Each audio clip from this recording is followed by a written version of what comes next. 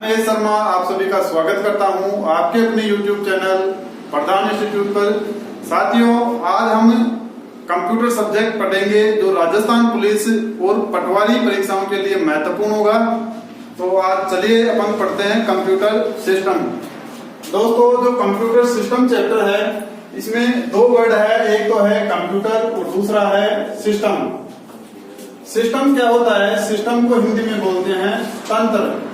दोस्तों, सिस्टम होता है जब दो या दो से अधिक उपकरणों को मिलाकर कोई कार्य किया जाता है, उसे सिस्टम कहते हैं।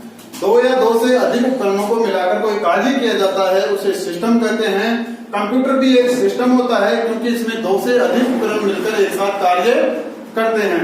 साथियों, जो कंप्यूटर शब्द है ये कौन सी भाषा से लिया है? अंग्रेजी भाषा से लिया है। कंप्यूटर शब्द अंग्रेजी भाषा के कंप्यूट शब्द से लिया है, जिसका अर्थ गणना करना होता है। लेकिन साथियों, अपने एग्जाम में क्वेश्चन आएगा कि कंप्यूटर शब्द कौन सी भाषा से लिया है, और ऑप्शन में अंग्रेजी शब्द ना आए, अंग्रेजी ऑप्शन में ही ना आए, तो आपको करके आना है लेटिन भाषा करके आना है। फर्स्ट प्रायोरिटी अंग्रेजी देना है, अंग्रेजी भाषा से लिया है। और सेकंड प्रायोरिटी अगर अंग्रेजी आए ही नहीं तो फिर लेटिन मजबूरी का ऑप्शन होगा। चलिए दोस्तों, कंप्यूटर के भौतिक भाग अपन पढ़ेंगे। कंप्यूटर के भौतिक भाग चार होते हैं। जैसे पहला है इनपुट यूनिट में क्या होता है दोस्तों? अपन इनपुट दो चीजें करते हैं, एक तो डेटा और दूसरा निर्देश। कंप्यूटर में जो अपन इनपुट करते हैं वो दो चीजें इनपुट करते हैं, एक तो डेटा और दूसरा निर्देश। डेटा और निर्देश में क्या अंतर है, मैं आपको एक एग्जांपल देके बताता हूं। जैसे हमने कंप्यूटर को दिया 2 + 8 = क्या होगा, तो इसमें 2 और 8 तो क्या है दोस्तों? डेटा। और इक्वल और प्लस क्या है? इंस्ट्रक्शंस, निर्देश है ये दोस्तों।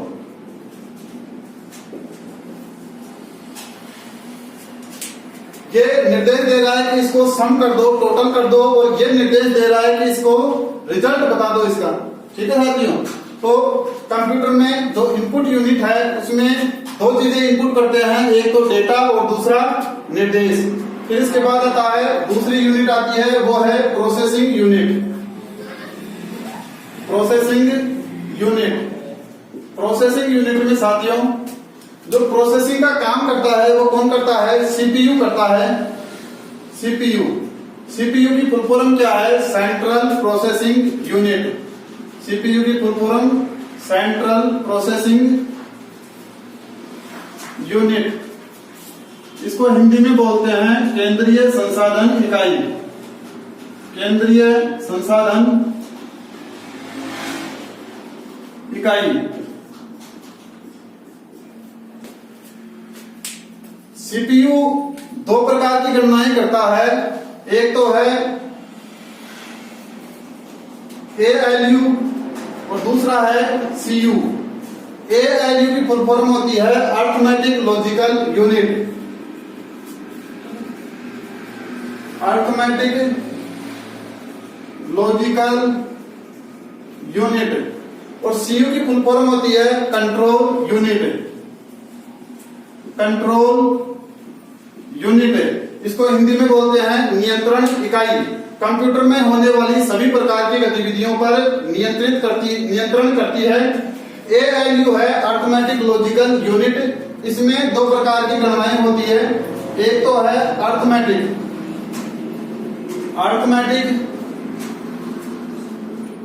और दूसरा है लॉजिकल। अरिथमेटिक को हिंदी में बोलते हैं अंकगणितीय,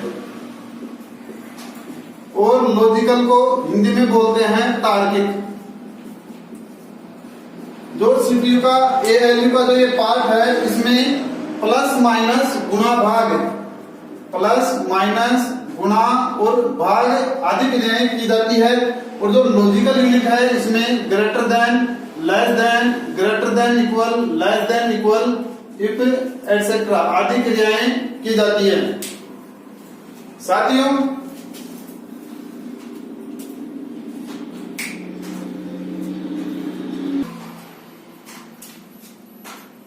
फिर आता है सीयू।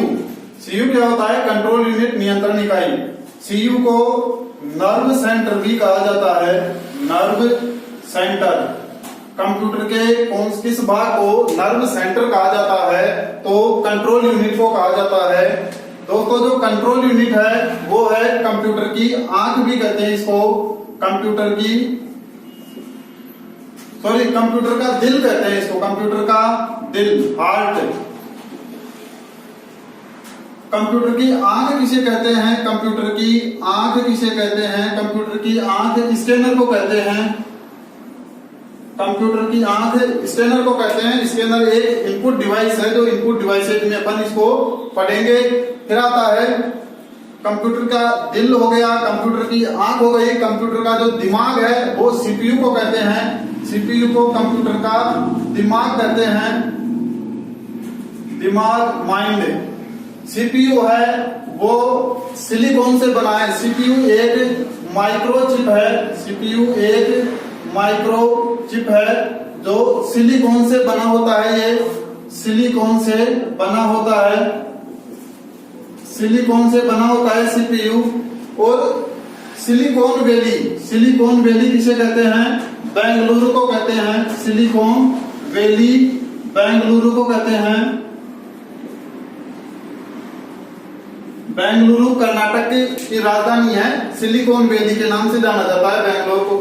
फिर इसके बाद आता है सीपीयू का एक और पार्ट माना जाता है, जो नोट करके आप लिख लो चाहे, उसको बोलते हैं रजिस्टर मेमोरी।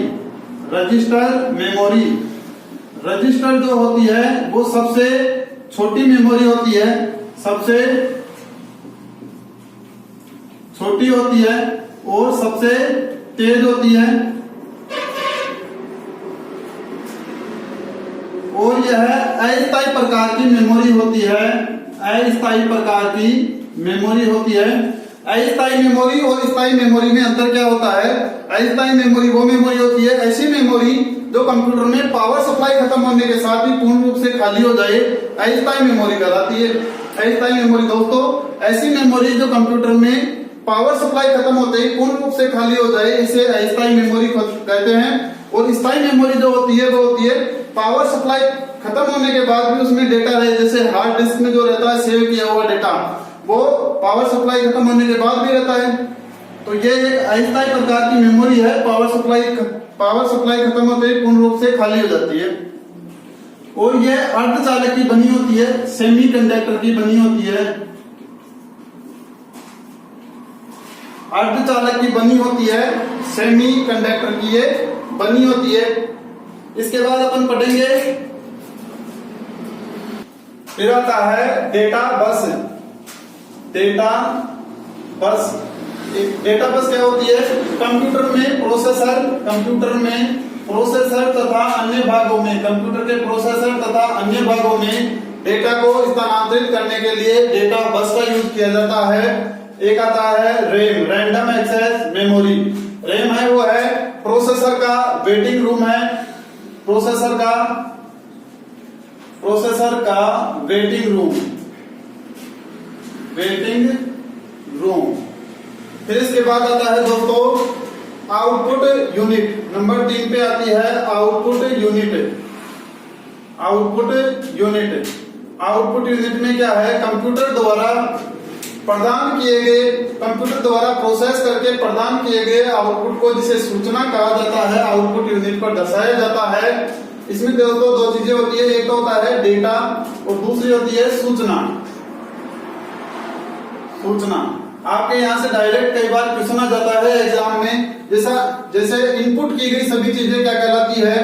इनपुट की गई सभी चीजें डेटा कहलाती है। दूसरा है अंडर प्रोसेस चीजें। अंडर प्रोसेस चीजें भी क्या कहलाती है? डेटा। यानी ऐसी चीजें जिन पे प्रोसेसिंग चल रही है, यानी ऐसी सूचना जो प्रोसेसिंग में चल रही है उसे वो कहलाती है। Option A data, option B सूचना। तो आप डेटा करके आना, डेटा कहलाती है अंडर प्रोसेस चीजें। उसके बाद आता है अव्यवस्थित चीजों का समूह, अव्यवस्थित चीजों का समूह क्या कहलाता है? डेटा कहलाता है। लेकिन व्यवस्थित चीजों का समूह, व्यवस्थित चीजों का समूह सूचना कहलाता है। एक होता है रो फैक्ट चीजें, रो फैक्ट चीजें, जैसे रो ऑडियो, रो वीडियो, रो इमेज, ये सभी डेटा कहलाते हैं। फिर इसके बाद आता है दोस्तों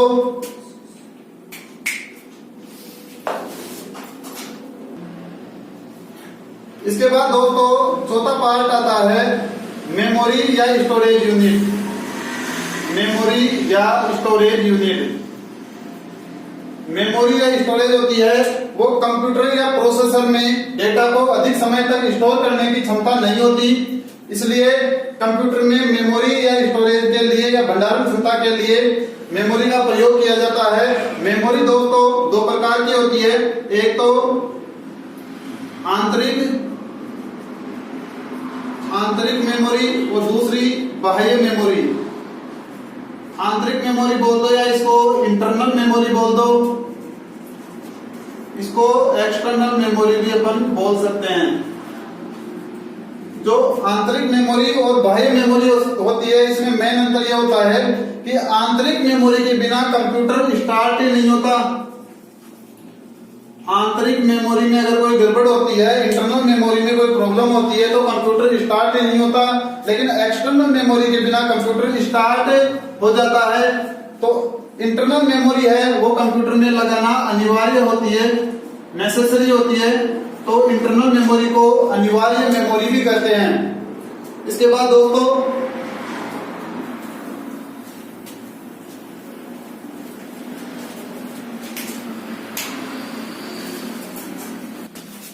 ये चारों भाग भौतिक भाग हो गए कंप्यूटर के। फिर इसके बाद आता है एक, सबसे पहले तो क्या होता है, इनपुट होता है, उसके बाद प्रोसेसिंग होता है, उसके बाद आउटपुट होता है, आउटपुट यूनिट आती है, और उसके बाद मेमोरी या स्टोरेज होता है, मेमोरी या स्टोरेज। तो ये क्रम आपको याद करना है। क्वेश्चन आ सकता है निम्नलिखित में से कौन सा क्रम सही है? सबसे पहले दे देगा इनपुट यूनिट, फिर प्रोसेसिंग यूनिट, फिर मेमोरी, स्टोरेज और लास्ट में आउटपुट यूनिट।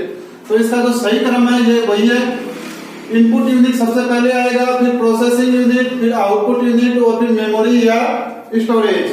अब आता है देखो डेटा बस क्या होती है, प्रोसेसर, कंप्यूटर में प्रोसेसर तथा अन्य भागों में डेटा को स्थानांतरित करने के लिए डेटा बस का इस्तेमाल किया जाता है। और एक रैम क्या होती है, प्रोसेसर का वेटिंग रूम होता है, मतलब एक साथ प्रोसेसर को 5 काम करने को दे दिए तो प्रोसेसर क्या होता है, एक समय में एक ही कार्य करता है। तो जो 4 काम होते हैं वो रैम में अपनी बारी का इंतजार करते हैं, वेट करते हैं, इसलिए प्रोसेसर का वेटिंग रूम रैम कहलाती है। रैम की full form random access memory होती है। इसके बाद दोस्तों जैसे कंप्यूटर की परिभाषा है वो यही है, कंप्यूटर एक इलेक्ट्रिसिटी से चलता है तो इलेक्ट्रॉनिक, कंप्यूटर एक इलेक्ट्रॉनिक डेटा प्रोसेसिंग डिवाइस है जो इनपुट यूनिट की सहायता से डेटा और निर्देश प्राप्त करता है, प्रोसेसिंग यूनिट की सहायता से उन्हें प्रोसेस करता है तथा आउटपुट यूनिट पर उसको दर्शाता है। ठीक है दोस्तों, इसके बाद अपन पढ़ेंगे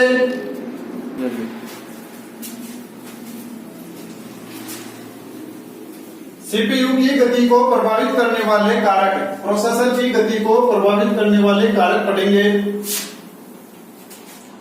प्रोसेसर की गति को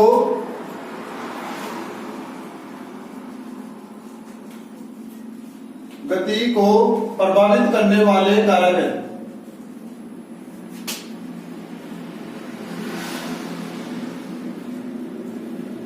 यानी ऐसे कारक या ऐसे कारण जिससे प्रोसेसर की गति या तो कम हो जाए या बढ़ जाए।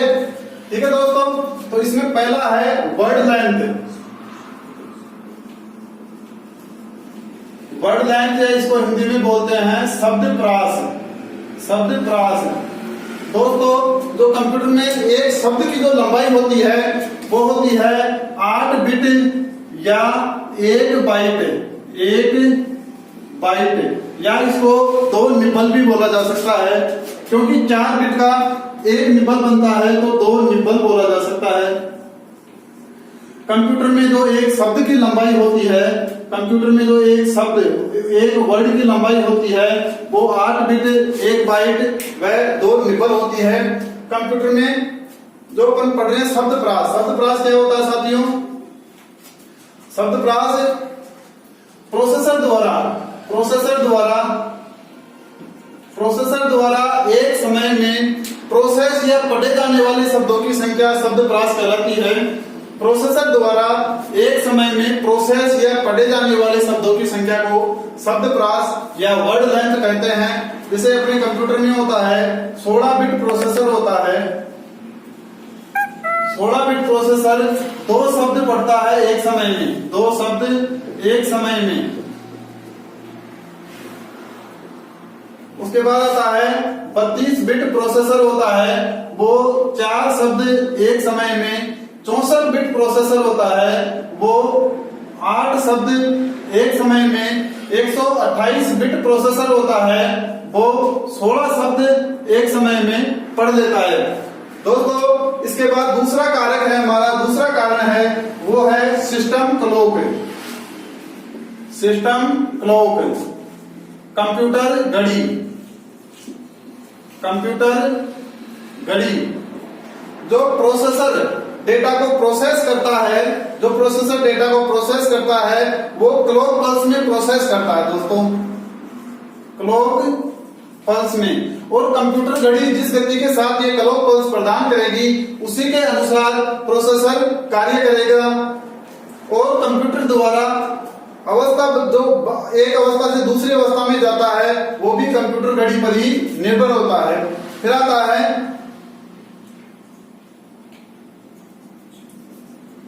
जो प्रोसेसर की गति है, प्रोसेसर की जो गति है वो हर्ट्ज में मापी जाती है,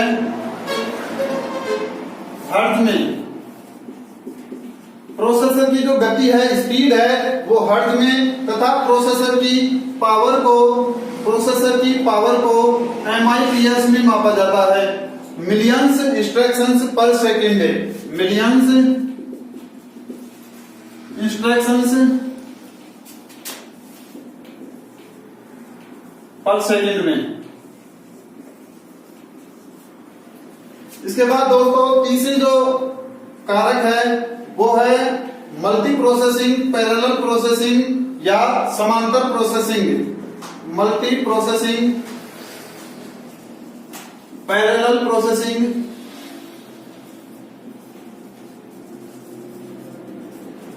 या समांतर प्रोसेसिंग।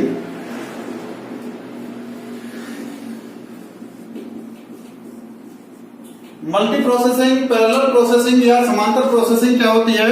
एक ही कंप्यूटर में एक से अधिक प्रोसेसर लगा के कंप्यूटर की गति को बढ़ाना मल्टी प्रोसेसिंग, पैरेलल प्रोसेसिंग या समांतर प्रोसेसिंग कहते हैं। उसके बाद एक यूनिट होती है वो है कैश मेमोरी। साथियों जो लास्ट है वो है कैश मेमोरी। कैश मेमोरी, जो कैश मेमोरी होती है दोस्तों, ये जैसे अपना ये मदरबोर्ड होता है, मदरबोर्ड में सबसे ऊपर होता है CPU, सेंट्रल प्रोसेसिंग यूनिट। दोस्तों इसमें होता है जैसे ALU, CU, यहाँ पे होता है जैसे सिस्टम क्लॉक, यहाँ पे है जैसे रजिस्टर मेमोरी। इसके बाद होती है यहाँ पे मुख्य memory, internal memory, internal memory. इसमें होता है रैंडम एक्सेस मेमोरी और रोम, रीड ओनली मेमोरी।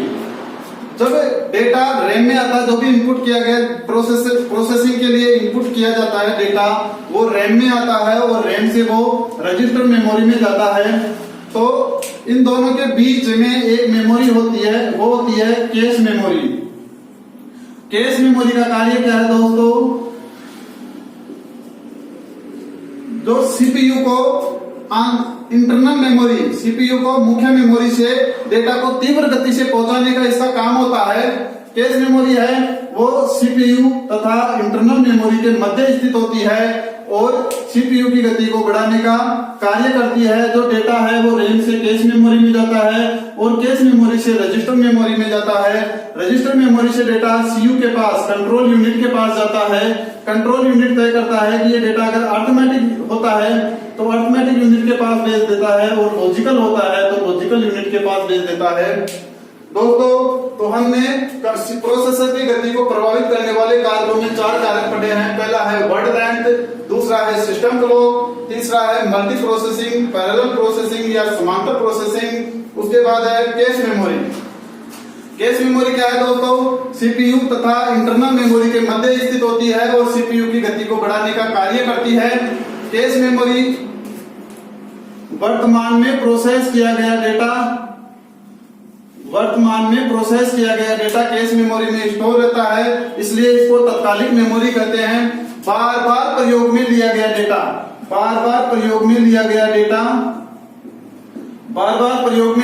डेटा भी कैश मेमोरी में स्टोर रहता है। कैश मेमोरी एक अस्थायी मेमोरी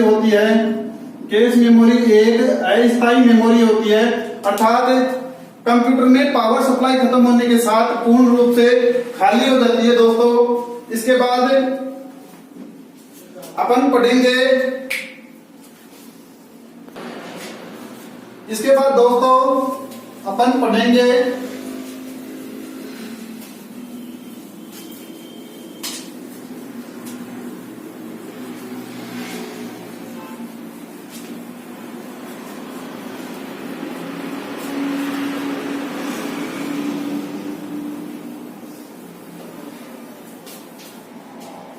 एक तो होता है डेटा, एक होती है इंफॉर्मेशन, सूचना, एक होता है प्रोग्राम और एक होता है सॉफ्टवेयर। दोस्तों, जो डेटा होता है वो क्या होता है? इनपुट की गई सभी चीजें डेटा कहलाती है, अंडर प्रोसेस चीजें डेटा कहलाती है और अव्यवस्थित सूचनाओं का समूह भी डेटा होता है। रो फैक्ट चीजें जैसे रो ऑडियो, रो वीडियो, रो इमेज, ये भी क्या होता है? डेटा। डेटा को प्रोसेस करने के बाद क्या बनती है? इंफॉर्मेशन। डेटा को क्या किया? प्रोसेस किया तो इंफॉर्मेशन बनी, सूचना बनी, सूचना को प्रोसेस किया तो प्रोग्राम बनता है। दोस्तों, प्रोसेस की गई सूचना प्रोग्राम कहलाती है और प्रोग्रामों का समूह सॉफ्टवेयर कहलाता है। साथियों, प्रोग्रामों का समूह सॉफ्टवेयर कहलाता है।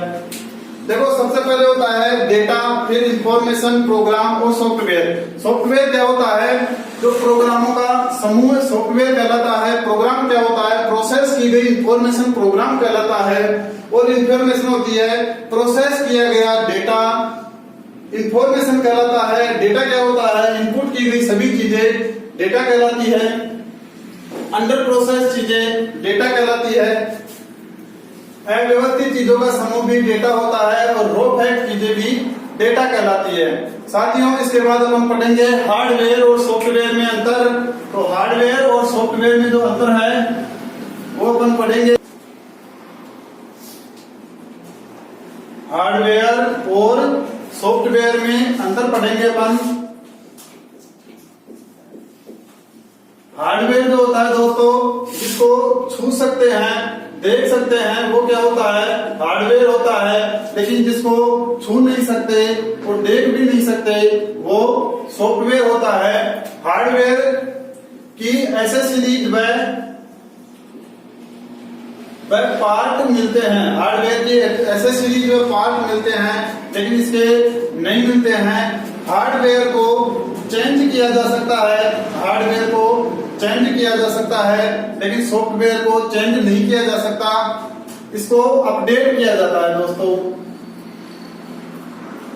लेकिन हार्डवेयर को अपडेट नहीं किया जा सकता। इसके बाद आता है हार्डवेयर होता है वो फिजिकल पार्ट होता है। फिजिकल पार्ट हार्डवेयर होता है, जैसे कीबोर्ड, माउस। सॉफ्टवेयर होता है वो प्रोग्रामों का समूह होता है, ग्रुप ऑफ प्रोग्राम।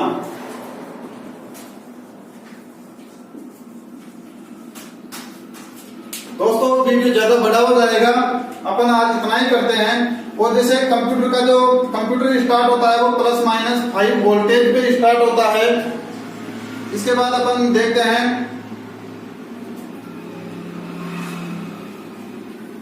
ठीक है दोस्तों, धन्यवाद। ये कंप्यूटर सिस्टम जो चैप्टर है वो हमने कंप्लीट कर लिया है। बाकी अपन अगले वीडियो में पढ़ेंगे मेमोरी चैप्टर। धन्यवाद दोस्तों।